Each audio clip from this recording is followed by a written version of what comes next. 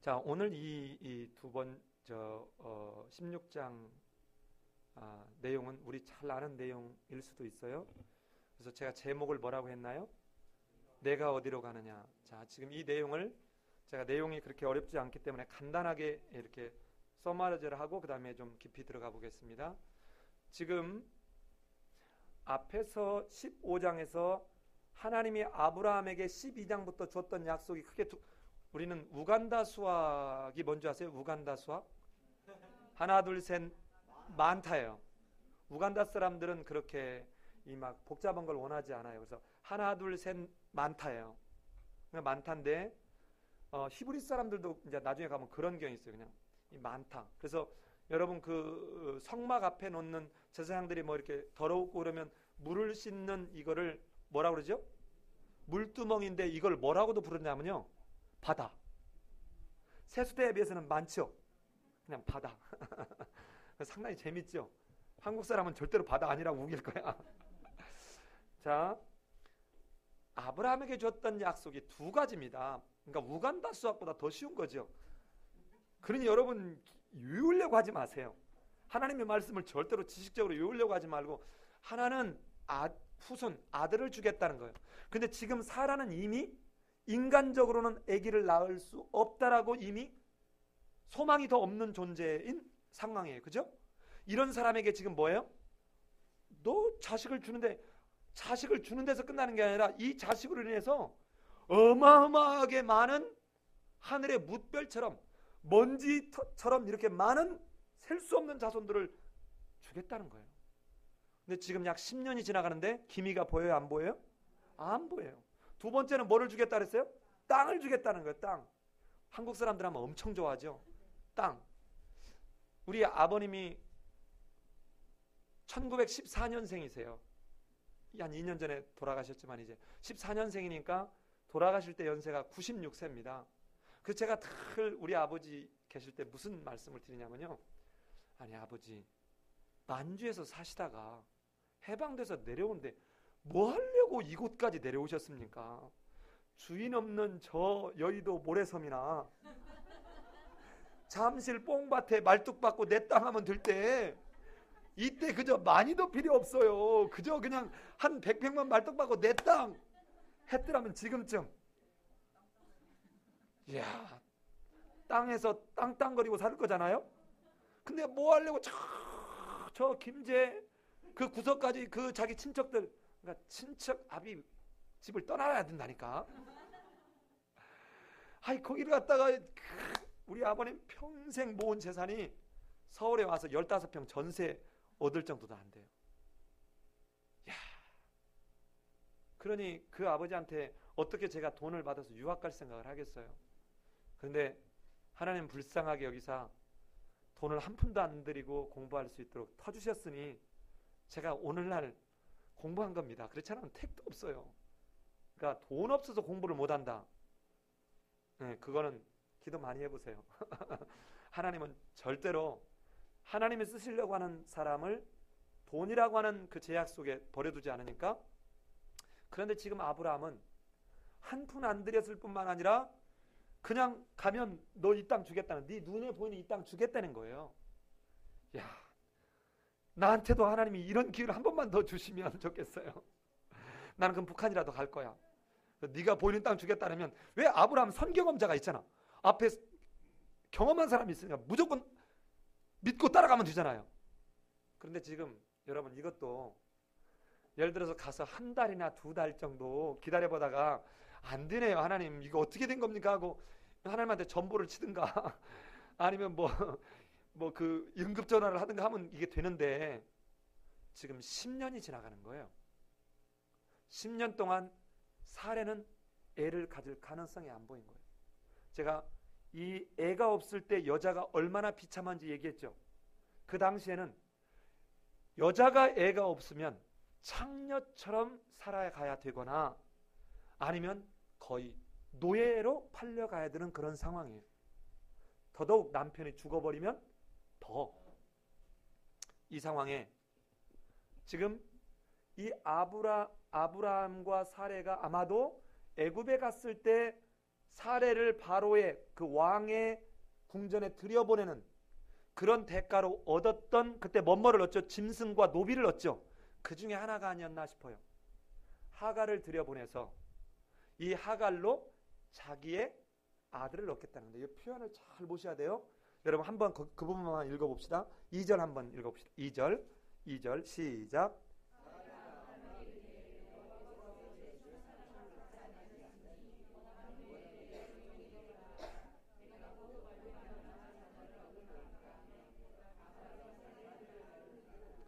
여러분 사례가 굉장히 똑똑한 여자예요. 제가 지난주에 설교할 때 여러분 비웃었지만 사례가 어떻다 그랬어요? 엄청 이쁘다 그랬죠. 그쵸? 그러니까 사례가 얼마나 이쁜지 잘 모르면 저랑 같이 사는 사람 보면 돼요. 자, 그런데 보세요. 계속 비웃으면 내가 설교를 못해. 자, 그런데 보세요. 사례가 얼굴만 예쁜 게 아니라 굉장히 똑똑한 여자인 거예요. 왜냐하면요, 지금 아브라함을 그대로 두면 아브라함이 둘째 아내를 얻어서 아들을 낳으면 내 아들이 안 되는 거예요. 무슨 말인지 아시겠습니까? 그런데 종은 내 소유야. 그래서 종을 들여보낸 것은, 종을 들여보냄으로 둘째 부인을 두어서 내 아들이 아닌 상태로 아브라함이 아들을 얻게 하는 것이 아니라, 종을 들여보냄으로 종의 소유가 나니까 이 종이 낳은 아이도 누구가 되는 거예요? 내게 되는 거예요. 굉장히 똑똑한 머리를 돌려서 구사한 거예요. 그래서 지금 여종 하갈을 들여보내요. 그런데 그때 아브라함이, 이 남자들 이런 거 좋아하면 안 되는데, 자, 뭐라고 해요? 사례의 말을 들으니라. 들을 걸 들어야지. 예, 우리 옛 어른들이 이런 말 했어요. 문지방을 넘어갈 힘만 있는 노인이라도 절대로 믿으면 안 된다. 뭐에 대해서? 성 문제에 대해서는 못 믿어요.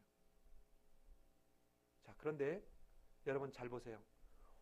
이렇게 아브라함이 이 말을 듣고 그래서 하갈을 취했습니다.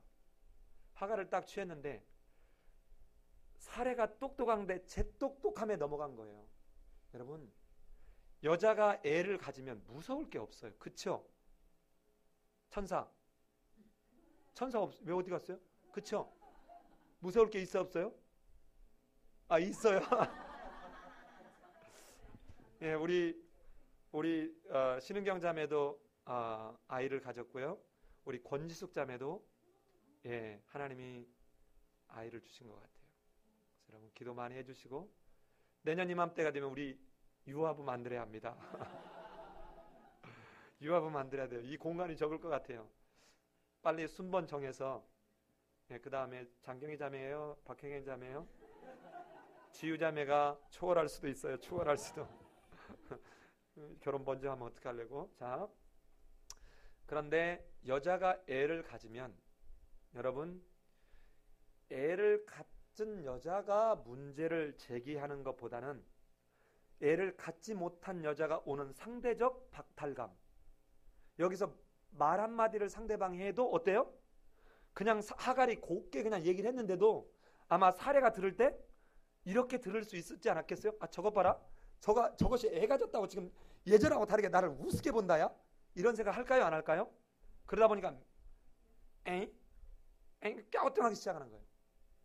그래서 자기가 집원을 이렇게 아브라함에게 들여보낸 사례가 이제는 뭐예요? 질투하고 학대하기 시작해요. 그리고는 마침내 내보내시오. 아니, 내보내시는 그 다음이야. 그러니까 아브라함한테 내가 당신을 위해서 보냈는데 누가 들여보내라고 했나? 내가 당신을 위해서 했는데 당신 어떻게 해야 돼? 이 아브라함이 얼마나 비겁한지. 역시 애굽에 갔을 때 모습하고 똑같이 해요. 어떻게? 당신의 여종이니 당신이 좋을 대로 하시오. 이런 무책임한 이 남자들. 그러니까 가정에 문제가 생기는 건요, 남자들 핏대 올리는데 10중 8구는 남자 책임이에요. 여러분, 이건 진짜 뭐 해놓고 남자가 얼마나 뜨뜻미짐하고 제대로 잘못해가지고 여자가 의사결정을 딱 했어. 어쩔 수 없이. 근데 지나보니까 뭐가 제대로 안 됐어. 내가 뭘 했어? 당신 의사결정자. 아니 누가 나보고 하게끔 하라고 했어? 그러니까 여러분, 가정의 질서는 하나님이 남자에게 가정을 다스리는 주권을 주셨어요. 그런데 이 주권을 남자가 잘못 쓰거나 엉망으로 쓰거나 방임하듯 하니까 여자가 나서는 거예요. 그러니까 집안에 문제가 있을 때는 남자들은 정말 창피한 줄 알아요. 아내를 향해 손가락질할 이유가 하나도 없어요. 동수 잘 알았죠? 네. 그래서 가정을 잘, 이 다음에 주일날 예배 안 빠지고 성경을 잘 알아가면 기가 막힌 가정을 이룰 수 있어요. 예, 진짜. 예? 예. 아니 지금 눈에 딱 보이는 총각이 자기밖에 없잖아 지금. 예? 그 다음은 영원히 타자겠지만. 하가라 너 돌아가. 근데 여러분, 이 돌아가라는 말이 이따가 뒤에 구체적으로 볼 텐데요, 이 말이 죽음을 담보하라는 거예요. 이거 무서운 이야기입니다. 여러분, 하나님의 음성을 듣는다는 것은 내가 듣기 좋은 말을 듣는다는 게 아니에요. 자, 이런 스토리예요. 그런데 이 사례가 기대했던 것을 오늘 본문은 산산이 부셔버리고 맙니다. 사례는 지금 내 여종을 집어넣어서 내가 아들을 얻을까 하노라 하는 이 기대를 오늘 본문의 저자는 아주 산산이 부셔버리고 말아요. 어떻게 부시는지 이제 알아가 보자는 것이죠. 자, 아까 읽었던 대로 사례가 남편 아브람한테 지금 뭐라고 얘기하냐면 이렇게 얘기하잖아요. 여호와께서 내 출산을 뭐 했다고요? 허락하지 아니하셨다. 자, 이 말은 허락하지 아니하셨다는 이 말을 직역하면 이 말이에요. 막았다는 것입니다. 사례의 태를 하나님이 닫았다는 거예요. 자, 이거를 여러분 이해하려면 바로 뒤에 똑같은 단어 야짜르라고 하는 히브리어 단어가 어떻게 쓰여지고 있는가를 보면 돼요. 20장 18절을 한번 가봅시다. 20장 18절. 자, 같이 한번 읽어보십시다. 20장 18절 같이 읽습니다. 시작.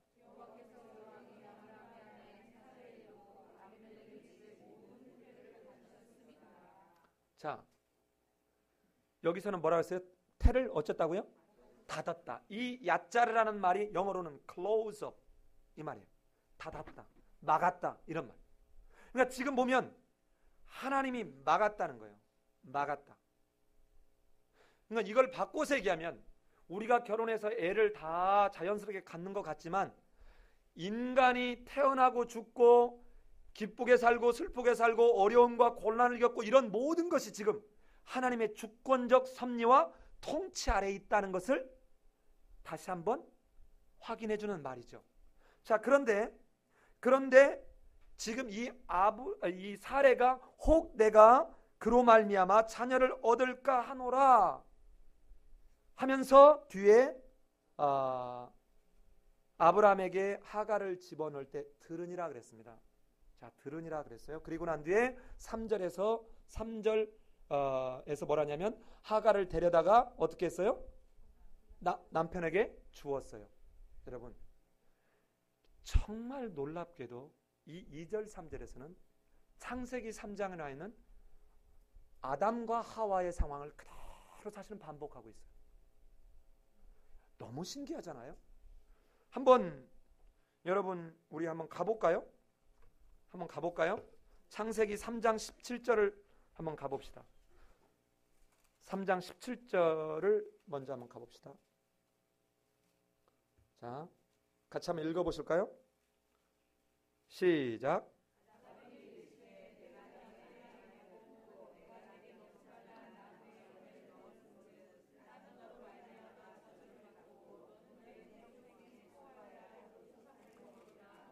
예, 아담한테 지금 뭐라 그래? 네가 네 아내 하와의 말을 뭐하고?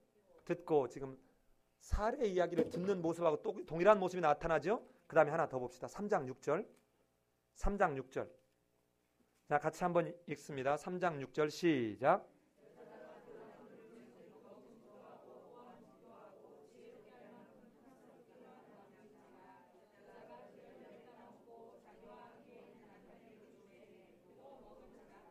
자, 이제 저를 보세요. 하와가 선악과를 따먹고 그랬죠. 이거를 직역하면 이 말이에요. 취하여, 그러니까 선악과를 취하여 손으로 잡아서 따서 이 말이에요. 이 딴다는 말이 테이크 이 말이에요. 따서 그 다음에 자기가 먹고 그리고 또 누구한테도 주었어요? 남편 아담에게 주었어요. 취했다는 말과 준다는 말이 있죠. 자, 그런데 다시 우리 본문 돌아가서 16장 3절을 보면 뭐라고 되어 있습니까? 데려다가 이 말이 취하여 이 말하고 똑같아요. 하와가 선악과를 딴다는 단어하고 동일한 단어를 쓰고 있어요. 우리말로 번역할 때만 다른 겁니다. 그 다음에 아브라함에게 첩으로 뭐하매? 준 때, 그러니까 취했다 준다는 말이 똑같이 반복되지요.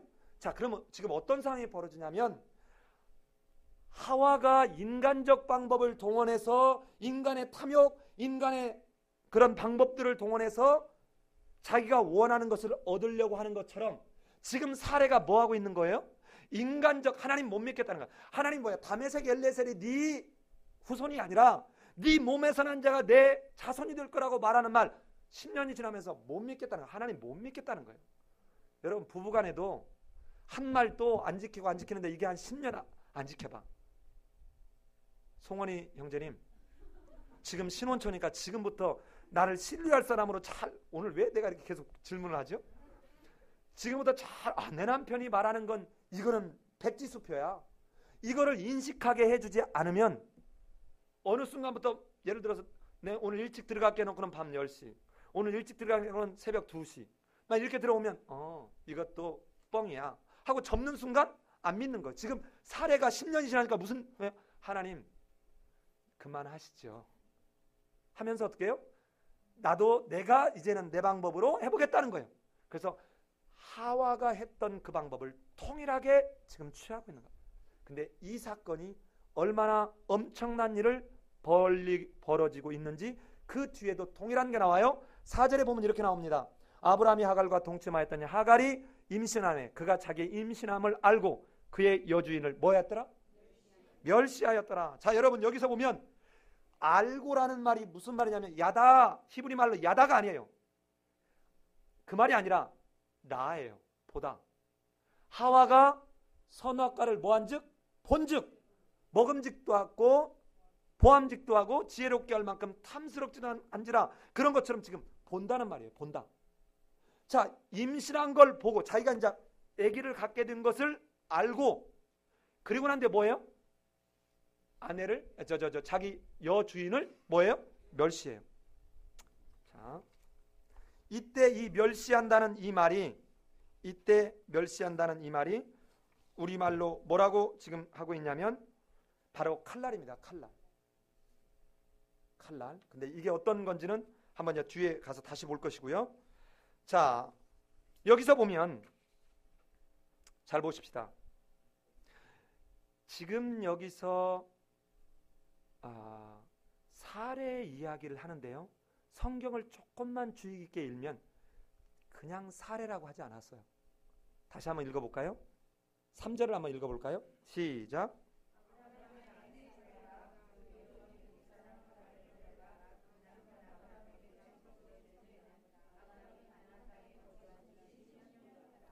여러분 성경을 읽을 때 조금만 주의를 기울여 봐요.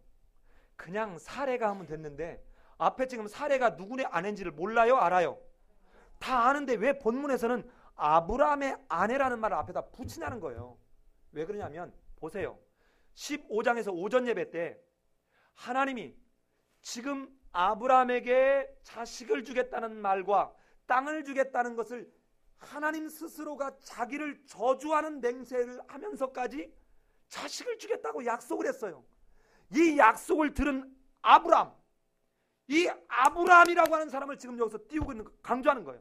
다른 사람에게 아닌 아브라함의 아내가 하나님이 자기를 저주하는 듯 그 맹세를 하면서까지 하나님의 사랑과 하나님의 약속을 알게 해준 바로 다름 아닌 그 아브라함의 아내가 뭐를 하고 있다는 거예요? 세상에 하나님을 철저히 무시하고 하나님을 지금 자기 저주적 그 맹세대로 쪼개짐을 당하는 그 대상으로 여기면서 인간적 방법을 동원해서 뭐 한다는 거예요? 여종 하갈을 통해서 지금 후사를 이으려고 하는 거예요. 여러분, 기절초풍할 일 아닙니까? 다른 사람의 아내가 아니에요. 그냥 어디 시정, 그냥 뭐 평범한 어떤 필부가 아닙니다. 하나님이 앞에 12장부터 끊임없이 나타내 보여줬을 뿐만 아니라 15장에서 이처럼 기가 막힌 하나님의 사랑을 고백해놓은 그 아브라함의 어떻게 도대체 아내하고 소통했길래, 그리고는 그의 말을 듣고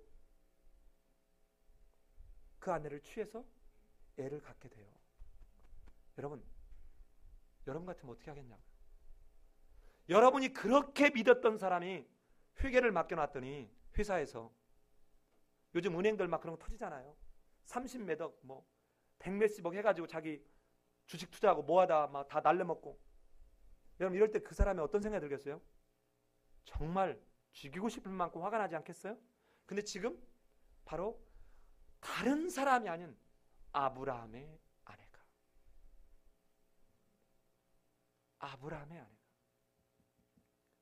여러분, 이거를 우리에게 적용해 봅시다. 여러분이 사회에 나서 예를 들어서 뻑하면 거짓말해. 회사 늦게 와놓고는 뭐 어쩌고 저쩌고, 근데 다 거짓말해.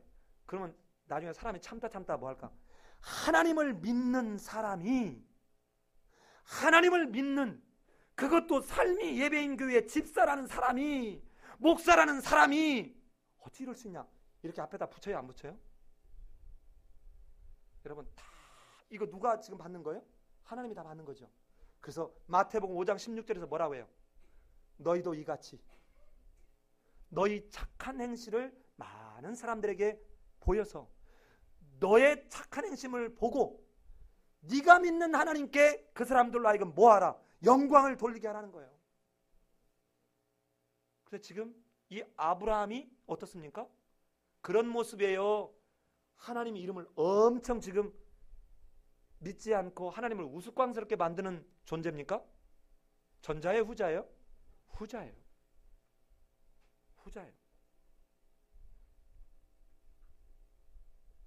그런데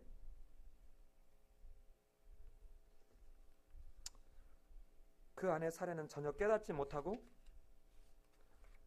이제는 이때 멸시함을 당하기 시작하죠. 인간적 방법으로 동원했을 때 오는 그 대가가 뭐예요? 멸시함을 당하는 거였어요. 그런데 보세요. 자, 멸시함을 당하는데 이때 칼날이라고 하는 멸시하다는 말은 직역하면 아까 무슨 말을 했어요? 가볍게 여기다, 우습게 여기다, 이런 말이에요. 자, 우습게 여기다. 그런데 우리 5절을 가봅시다. 자, 가볍게 여긴 정도였는데 사례 입장에서는 이걸 어떻게 받아들이는지 한번 보세요. 5절 한번 읽어봅시다. 시작.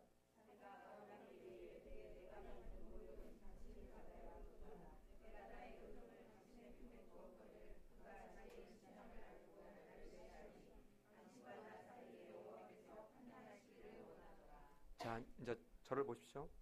아까 방금 제가 아브라함의 아내 사레가 이렇게 얘기했는데 지금 읽은 본문에서는 그냥 사레가라고 나오죠. 그렇죠? 자, 그런데 4절에서는 멸시했다, 가볍게 여겼다는데 사례는 그걸 지금 뭐라고 그랬어요? 받은 모욕. 이 모욕하니까 의미가 확 안 와요. 확 안 오죠, 그죠? 모욕 정도. 아, 말로 좀 구박했나 보다. 근데 사례 입장에서 쓰는 이 지금 모욕이라고 하는 단어는 여러분 어떤 단어냐면 하마스라고 하는 단어인데 이 의미가 뭐냐면 포악이에요. 근데 이게 어느 정도 심각한 거냐면 창세기 6장에서 노아 홍수 사건이 있기 전에 사람들이 행했던 악을 말하는 표현이 바로 하마스예요. 무슨 말인지 아시겠습니까? 그러니까 하나님의 저주를 받을 만큼 심각한 아주 악한 걸로 사례는 지금 느끼고 있어요. 무슨 말인지 아시겠죠? 그러고 난 뒤에 이 말은 또 어디에서 이 표현을 하냐면 나중에 창세기 49장에 가면 시므온과 레위가 세겜 사람들을 가서 디나 사건으로 보복할 때 어떻게 하죠? 엄청나게 다 죽여버리죠. 이렇게 했던 사악한 짓을 표현할 때 썼던 말이 이 하마스예요. 그러면 가볍게 여겼다는 이 말에 비해서 지금 사례가 느끼는 그 정도는 어떻습니까? 엄청 당했다고 생각하는 거예요. 여러분 잘 보세요. 우리말 속담에 이런 말이 있어요. 남의 연병이 내 곧불만 못하다. 들어보셨어요? 그러니까 나는 감기 들었어, 감기. 다른 사람은 요즘은 장질부사가 별거 아니에요. 근데 옛날에는 이 장질부사, 장티푸스가 죽는 병이에요. 남이 장티푸스 걸려서 죽겠다고 하는데 내 감기가 더 크다는 거야. 예? 남의 연병이 내 곧불만 못하다. 근데 지금 이 사례는 받았던 자기가 그 상대적 아이를 갖지 못함으로 해서 오는 그것보다 자기가 느끼는 정도는 훨씬 강하다는 거죠. 훨씬 강하다는 거예요. 인간적 방법에는 이처럼 반드시 좌절할 수밖에 없는데 그 인간적 방법을 동원하고 난 뒤에 내가 느끼는 그런 아픔과 고통은 훨씬 크다는 거예요. 여러분 잘 보세요. 여러분들 이렇게 사람들 관계 속에서나 신앙생활하고 직장생활하다가 상처받는 거 잘 봐요. 잘 보면 다른 사람이 주는 것보다 내가 만들어내는 게 굉장히 많아요. 아니 지금 하갈도 아니 왜 쓸데없이 여종을 들여보내가지고 여종이 또 멸시한다라고 하고는 근데 이 여종을 어떻게 하려고 그래요? 이제는 죽게끔 내보내려고 해요. 죽게끔 내보내게 되는 역할을 해요. 자 그래서 여러분 보면 6절을 한번 같이 읽어봅시다. 6절을 어떻게 하는지 같이 한번 읽어보십시다. 시작.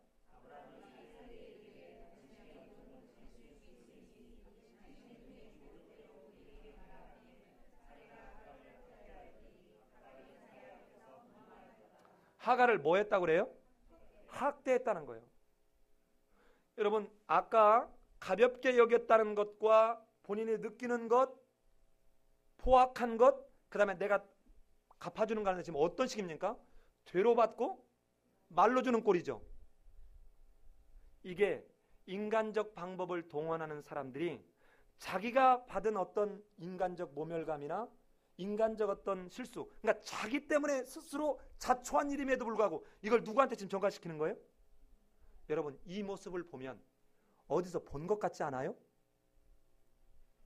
아담아, 네가 정녕 먹지 말라고 하는 선악과를 먹었단 말이냐 했을 때 뭐라고 합니까? 아이고 하나님, 내가 먹으려고 해서 먹었습니까? 하나님께서 내게 주신 여자가 내게 주기로 내가 먹었나이다. 그러니까 책임은 누구 책임? 하나님 책임. 그 듣고 보니까 하나님이 참 그래 네 말도 일리가 있긴 있다 하고는 하와야 어쩌여 네가 그렇게 했느냐. 하나님, 뱀이 나를 꼬이기로 내가 먹었나이다. 그럼 뱀은 누가 만들었어요? 하나님이. 그러면 누가 최종적인 책임자야? 하나님. 지금 어떻게 합니까? 책임을 전가하죠. 내 방법으로 내 잔꾀로 이렇게 했던 사람들의 두 번째 특징은 그 문제가 터졌을 때 어떻게 한다는 거예요? 다른 사람에게 책임을 떠넘기고 전가한다는 거예요. 여러분 가정에서 누군가가 빠방하고 화가 나면 같이 빠방해봐요. 시끄러운 밖에 더 있어요? 그럼 어떻게 해야 돼요? 한쪽에서 그 해를 넘길 때까지 입을 딱 다물면 돼. 그리고 잠자리에서 근데 그때도 이러면 안 돼. 아까 당신 잘못했지? 이제 느끼겠지? 이러고 하면 화가 나지. 잠자서 일어나지죠. 그게 아니라 아까 화 많이 났죠. 내가 혹시라도 말투가 잘못됐거나 미안해. 근데 당신 생각도 일리가 있지만 하고 항상 어떻게 상대방의 이야기를 존재감을 존중시켜주고 인정해주고 그리고 난데 뭐예요? 근데 이런 부분을 생각해보면 어떨까요? 하면 이미 내가 실수를 한 내 입장에서 이미 알아. 내가 뭔가를 실수한 거를. 근데 거기다 대고 당신 잘못한 거 알지 하는 순간 어떻게 돼요? 맞을 매를 맞았다 하고는 그래서 어쨌다는 건데 하고 이렇게 나온다. 아니 꼭 제가 이 말 하니까 왜 조 집사님 내가 꼭 그러고 사는 것처럼 그동안에 내 흉을 엄청 봤나 봐요. 예, 하여튼 여기서는 학대하는 걸로 발전을 해요. 잘 보세요. 어떤 일이 벌어지나? 자, 학대를 했습니다. 그래서 사례가 결국은 도망가게 됩니다. 자, 이제 보십시다. 여기까지만 중간 한번 정리를 한번 해보죠. 자, 지금 원래 계획했던 대로 하면 사레가 아들이 없어서 대신 자기를 부양하고 자기가 죽었을 때 장례를 치러질 아들을 얻으면 사레 입장에서 기뻐요, 슬퍼요? 좋아요. 아브라함 입장에서 자기 후대를 이을 아들이 생겼으니까 좋아요, 싫어요? 좋아요. 하갈 입장에서 자기도 이제는 어엿한 남편이 있고 무시당하지 않는 존재가 됐으니 좋아요, 싫어요? 좋아요. 근데 지금 상황은 어떻습니까? 하갈을 밖으로 내보내야 되니까 하갈은 이제 집 없는 존재가 되었고 목숨을 잃을 수도 있는 굉장히 위험한 상태에 놓였죠. 사레는 지금 온통 집안이 풍비박산 났죠. 당신 때문이야 하고는 이제는 그 여자의 도끼를 부려서 지금 내쫓으라는 상황이 벌어진 것이죠. 아브라함은 제가 살아보니까 제가 20년째 사는데 한 여자만 잘 이렇게 잘 사랑하고 이렇게 하면서 사는 것도 쉬운 일이 아닌 것 같아요. 물론 여자 입장에서도 남자 마찬가지. 근데 두 여자가 있으면 어떨까요? 보통 시끄러울 것 같지 않잖아요? 근데 조금만 있어봐요. 개봉박두 이제 얼마 안 남았어. 금방 가는데 야곱이라는 인간은 부인이 몇이에요? 넷이야. 세상에. 이 첫째 부인의 애가 뭘 먹으려다 둘째 부인 하나 끔박에 말하면 너 왜 그랬냐고 둘째 부인이 와서 또 하다 보면 이 첫째 부인의 종인 이 여자가 또 와서 왜 우리 주인한테 그래 하고 대들고 이 집안에 뭐겠어요? 예? 아마 잠잠할 날이 없을 거예요. 그런데 아브라함이 지금 평안해요? 보니까 안 평안해요. 어쨌든 하갈이 낳은 지금 아들이 내 후사를 이을 거라고 지금 기대하는 거죠. 이 기대했던 아들을 죽음으로 내몰고 있는 상황이 된 거예요. 세상이 그리고 그 아들을 낳아준 어찌 보면 아내 같은 하갈을 사지로 모는 일을 지금 아브라함이 해야 되는 거예요. 내버려둔 채 방조하고 있는 거예요. 이게 아브라함이에요. 그러면 인간적 방법을 동원했고 자기 잔머리를 굴렸고 하나님은 철저하게 무시했던 아브라함, 사레가 지금 그들이 기대했던 것처럼 얻어져요? 안 얻어져요? 안 얻어져요. 안 얻어져요. 자, 그러면 어느 정도 이제는 어려워지는가를 한번 한 단계 그 다음 단계를 가봅시다. 7절부터 14절에서 하갈이 광야로 도망갑니다. 어디를 향해서 가려고 하냐면 아마도 자기 친정을 향해서 가지 않았나 싶어요. 왜? 애굽 여자니까 애굽 쪽을 향해서 가는 거예요. 술 광야의 샘결이라는 말이 이 광야 술길이라는 말이 어디냐면 애굽 쪽에 가까이 있는 길이 술길이에요. 그러니까 그쪽으로 도망갔어요. 도망갔더니 우리 8절 한번 같이 읽어볼까요? 시작.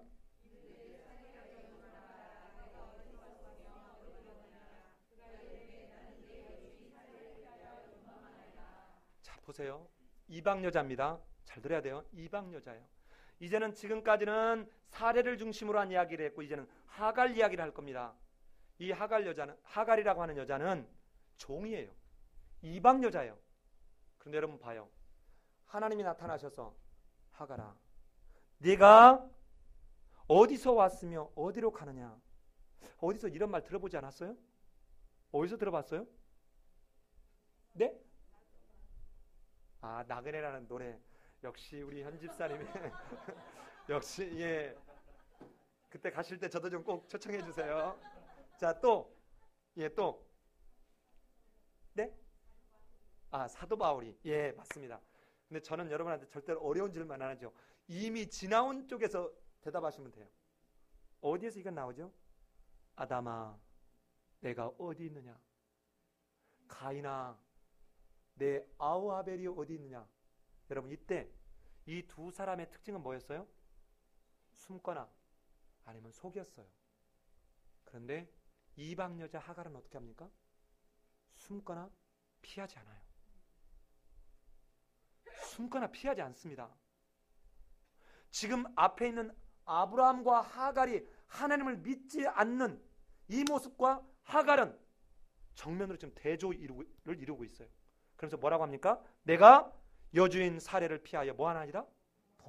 나 죽을 상황입니다. 나 도망가야 돼. 그럴 때 하나님이 3번씩 성경에서 3이라는 숫자가 나올 때는 무슨 숫자예요?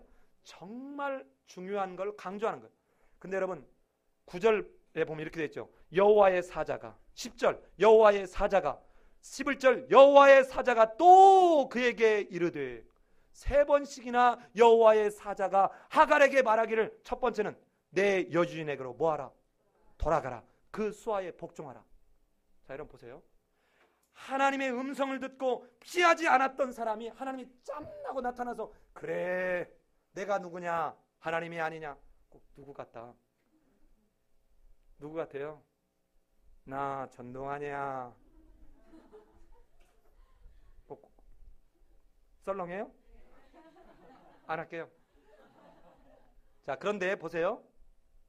첫 번째 질문에서 보면 내 여주인에게로 돌아가서 그 수하에 뭐하라?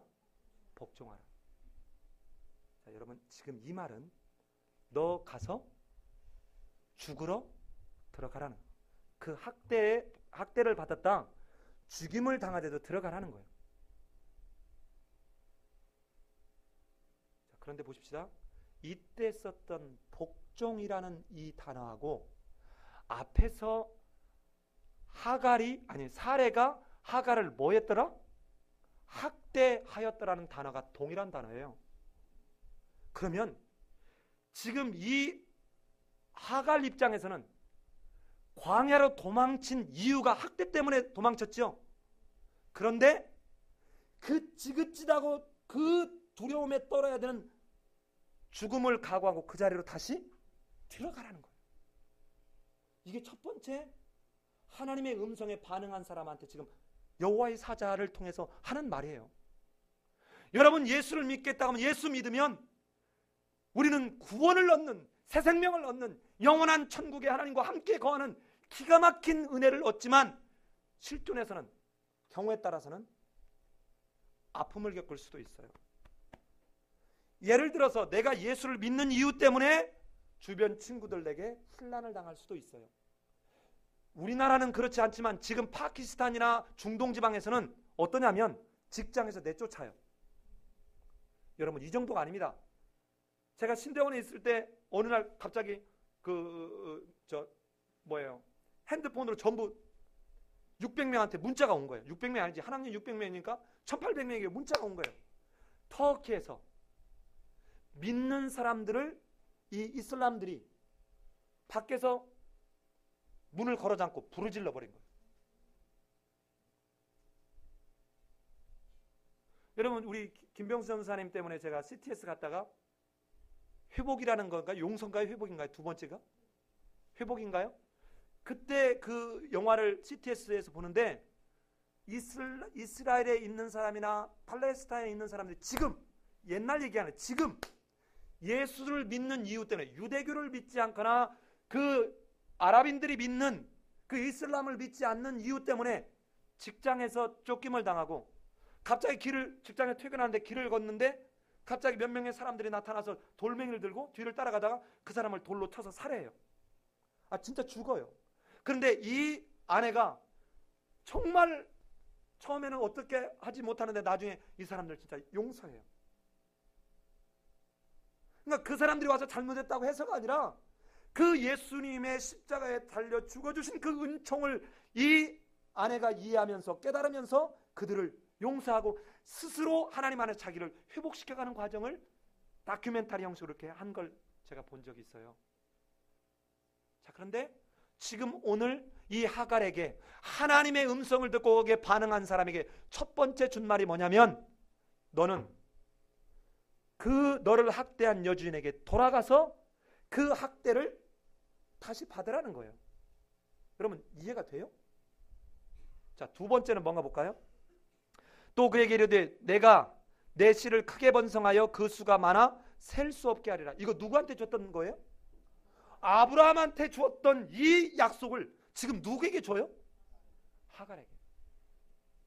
여러분 신약에서는 그래서 이렇게 얘기합니다.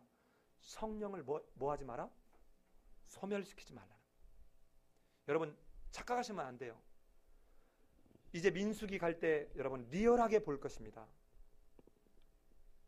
여러분이 하나님의 역사와 다스림과 통치를 거부하면 하나님은 참고 기다리지만 경우에 따라서는 이렇게 해요. 들어서 옮겨놓고 가세요. 옮겨놓고 가세요. 이스라엘 백성들이 그 땅에 들어가면 우리는 다 메뚜기 같다 다 죽겠습니다. 그럼 어떻게 합니까? 이 사람들 38년 동안 20세 이상 깡그리 청소되도록 38년 동안 뺑뺑뺑 돌게 해요. 그럼 다 청소. 그 하나님을 철저하게 불신해. 불신 정도가 아니에요. 하나님을 그 자리에서 끌어내리는 거예요. 하나님을 끌어내리고 우리가 다른 지도자를 세우겠다는 거예요. 다른 신을 세워서 우리를 해방시키게 하겠다는 거예요. 민수기에 보면. 이럴 때 어떻게 합니까? 이 20세 이상을 다 드러내서 옆으로 놓고 38년 뒤에 이 20세 아래 된 사람들이 하나님에 대한 인식, 하나님에 대한 믿음이 새로 세워져 갈 때 그들을 통해서 하나님의 역사를 계속해 가요. 여러분, 거부하고 뻗팅길 때 적당히 뻗팅기세요. 하나님은 들어서 옮겨놓고라도 가세요. 그런데 성경에서 나타난 인물들을 보면 하나님이 이 말씀을 하셨을 때 어떤 사람들이 하나님의 복을 누리냐면 그 자리에 납작 엎드리는 사람이에요. 사울아, 사울아, 나는 내가 핍박하는 예수라. 다메섹 도상에서 이 예수님을 만났는데 사울은 어떻게 합니까? 그 자리에 엎드리고 자기의 모든 지금까지의 믿음과 쌓았던 유대적 모든 것을 배설물로 여겨버릴 만큼 다 내려놔요. 어디 그뿐입니까? 나는 지금 아시아 쪽으로 가고 싶어요. 아시아 쪽에 가서 복음을 전하고 싶은데 꿈에 예수의 영이 나타나서 바울아, 그쪽이 아니라 저 마게도냐에 있는 사람이 자기들 쪽으로 오라고 손을 부르는 걸 이거를 보면서 어떻게 해요? 아니야, 나는 내 길을 갈 거야. 합디까 아니면 바짝 엎드립니까? 바짝 엎드려요. 그런데 이렇게 안 하는 이 아브라함의 믿지 못하는 이 모습 속에 하갈을 어떻게 해요? 아브라함에게 줬던 셀 수 없는 자손을 내게 주게 하겠다는 아브라함에게 했던 약속을 지금 주는 겁니다. 세 번째, 우리 11절 같이 한번 읽어볼까요? 시작.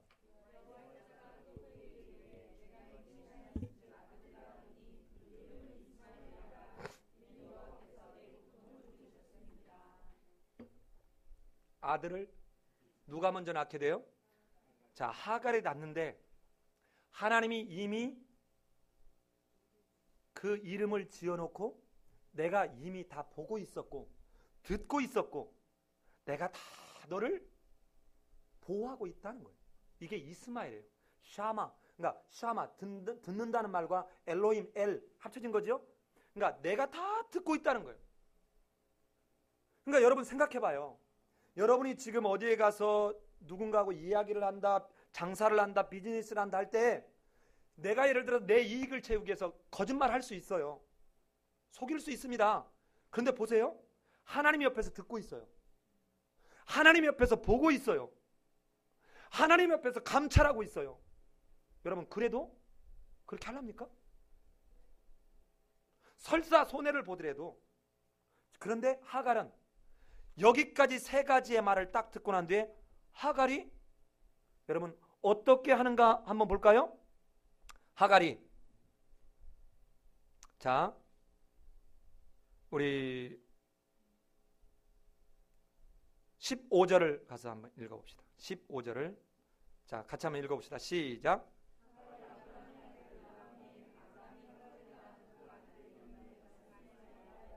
예, 죽음을 각오하고 가서 여호와의 말을 믿고 가서 아들을 낳았어요. 그런데 이 하갈이 아브라함이나 사레보다 훨씬 견문질로 봤지만 기가 막힌 믿음인 거예요.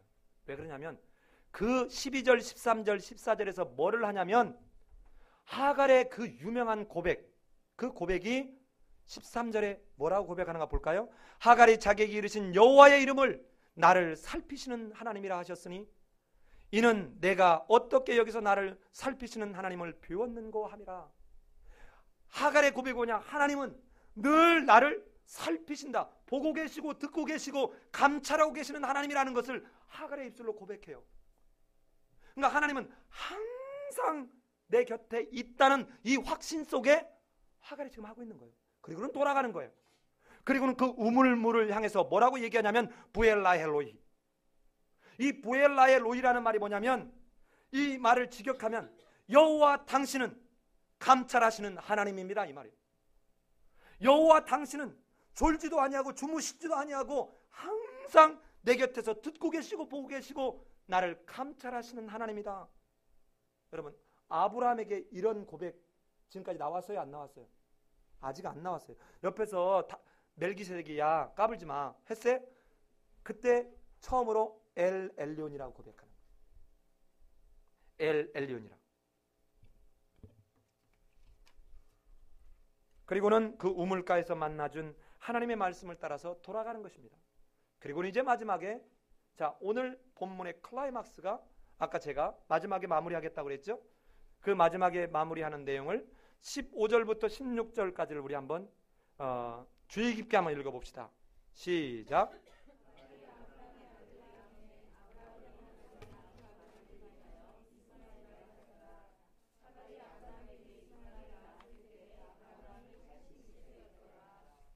예, 여기서 이상한 점이 뭐 발견되지 않았어요?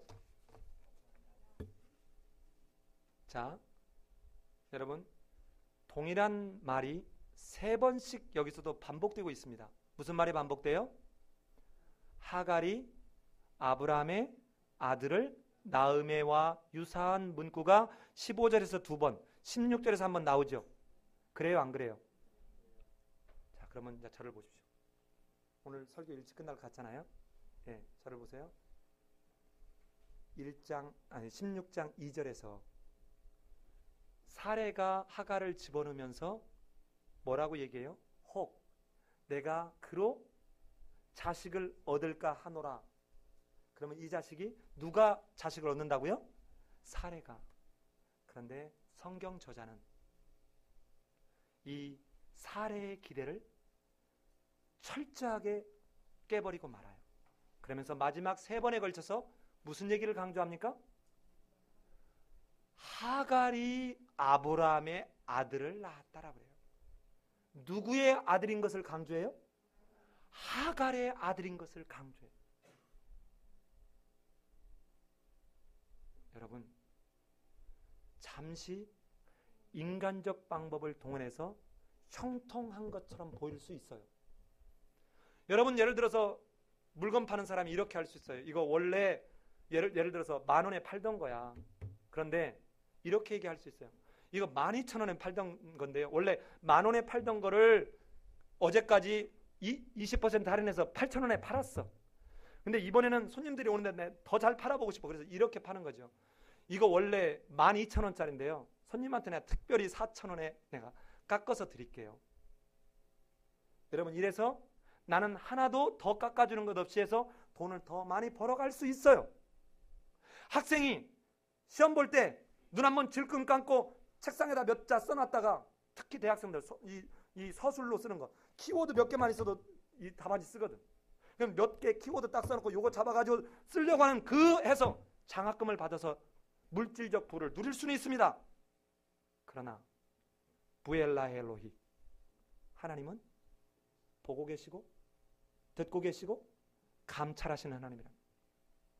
왜 한국이 860만이나 되는 크리스찬이 있음에도 불구하고 국교회는 적어도 한 20% 가까운 사람들이 30%에 가까운 사람들이 국교원으로 있음에도 불구하고 여러분 예수 믿는 사람이 훨씬 다른 정권 때보다 더 많이 장관으로 지도자로 가 있음에도 불구하고 왜 세상을 향해서 우리는 구별된 삶을 지금 보여주지 못합니까?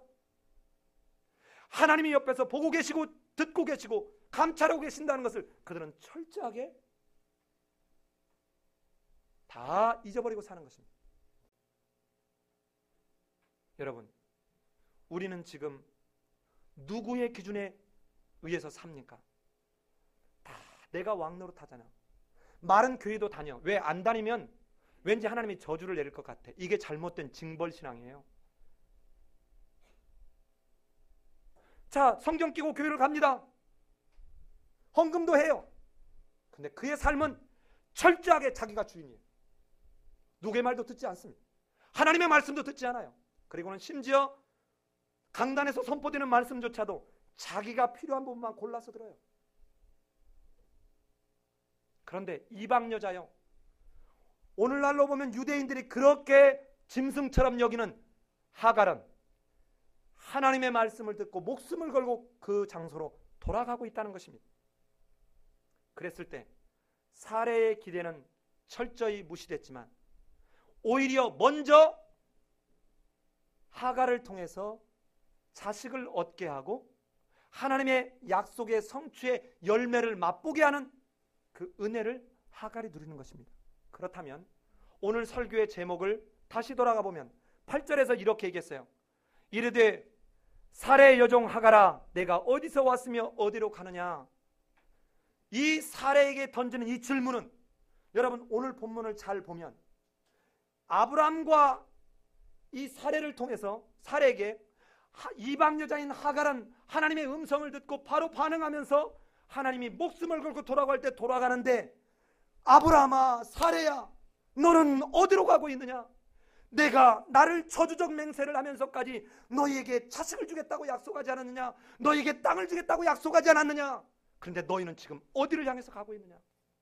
너희는 지금 인간적 방법을 동원하면서 하나님이 나를 철저하게 내 약속을 너는 무시하고 있지 않냐는 것입니다. 아마 우리가 이런 상황이 되면 어떨까요? 어쩌면 힘 있는 사람 줄 잡으려고 할 것입니다. 내 취직 문제를 해결해 줄 국회의원 장관 이 사람에게 가서 손을 잡으려고 할 것입니다. 여러분이 정정당당한 방법으로 직장에 취업을 하는 것이 아니라 국회의원이나 장관을 통해서 내가 아는 어떤 영향력 있는 사람을 통해 내가 그 직장을 들어가면 정상적으로 하나님의 방법을 통해서 들어가야 될 사람이 나 때문에 못 들어가는 것입니다. 이건 하나님의 방법 아니에요. 이건 은혜가 아닙니다. 이건 바로 아브라함과 사레가 하갈을 통해서 자식을 얻으려고 하는 것과 똑같은 짓이에요. 하나님은 지금 당장은 캄캄하고 절벽 같고 무덤 같지만 여러분과 나를 통해서 하나님은 하실 일이 있으실 거예요. 오늘 15장에서 봤던 것처럼 아침에 환상 중에 아브라함이 짐승을 갈라놓고 이쪽에서 놓고 하나님이 임하시기를 기다렸는데 해질녘이 돼서야 하나님이 임하셨던 것처럼 하나님의 때가 있다는 것입니다. 여러분 그런 삶으로 살아내지 않는다면 우리는 더 이상 하나님의 백성은 아닌 거예요. 종교인이에요. 기독교라는 종교를 믿는 것이지 하나님을 믿는 것은 아니에요. 내가 공부를 안 했는데 컨닝을 해서라도 성적을 잘 받겠다 이게 아니라 내가 컨닝을 안 하고라도 성적을 잘 맞으려면 더 일찍 열심히 하면 돼요. 더 일찍 잠을 1시간씩 줄이면서 하나님은 그렇게 할 수 있도록 하나님 앞에 하나님 내가 더 열심히 일찍 준비할 수 있도록 내게 건강을 주옵소서 내게 힘을 주옵소서 기도하고 하나님의 방법으로 찾아갔어야 돼요. 근데 안 했거든. 학사경고 2번 맞았거든. 이번에 맞으면 잘리거든. 그러니까 어떻게 눈 질끈 감고 가서 컨닝하는 거예요. 그리고는 아무런 도덕적 양심의 가책 없이 대학을 졸업하는 것입니다. 그 사람이 사회에 나가면 뭐 하겠습니까? 더 고상한 더 고단수의 사기를 치기 시작하는 것입니다. 하나님은 온데간데 없어요. 부엘랄로이 그건 성경에 있는 말이야. 어떻게 이 사회에 하나님을 보게 할 것입니까?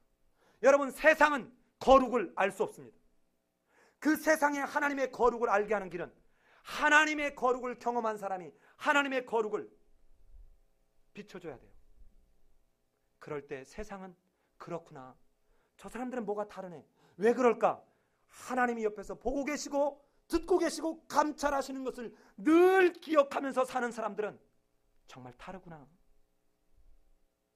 여러분 하나님이 얼마나 억장이 무너지셨는지 여러분 17장 가볼까요?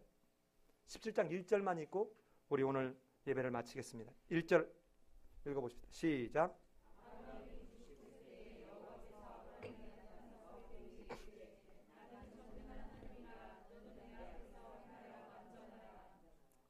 여러분 그 앞에 이스마엘을 낳을 때 나이가 몇 살이라고 그랬어요? 86세. 보세요. 13년 동안 하나님이 하갈하고 보세요.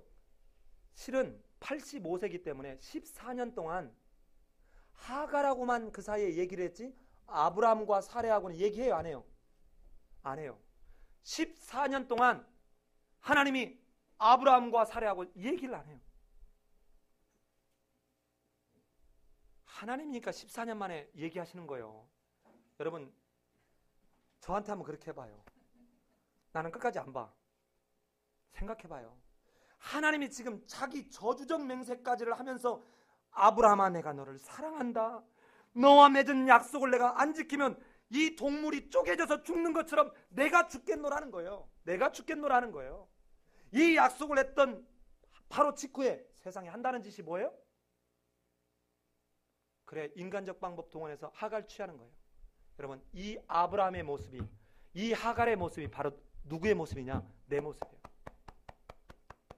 내 모습이에요. 여러분, 왜 기도의 응답을 못 받는지를 여러분 어느 때 한번 잘 묵상해 봐요. 이 일들이 있은 후에 15장 일이 있었고, 그리고는 99세가 되어서야 하나님이 아브라함과 사레에게 말씀하시는 거예요.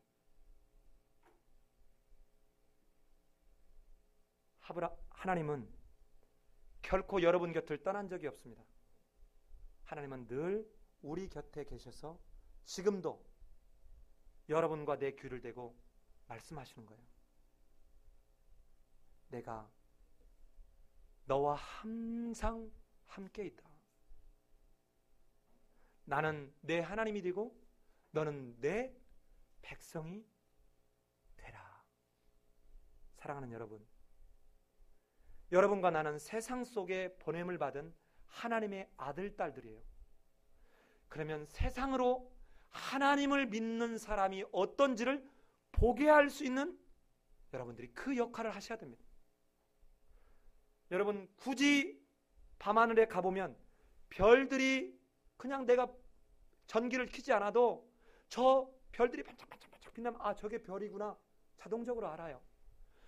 그저 폭풍우가 몰아치는 날 등대에다가 불빛을, 이 등대가 시멘트로 돼 있냐 나무로 돼 있냐 무슨 뭐 쇠로 돼 있냐 아무 상관없어요. 불만 반짝반짝하면 밖에 있는 배들이 아, 저기가 등대가 있는 폭우구나 하고 알고 와요.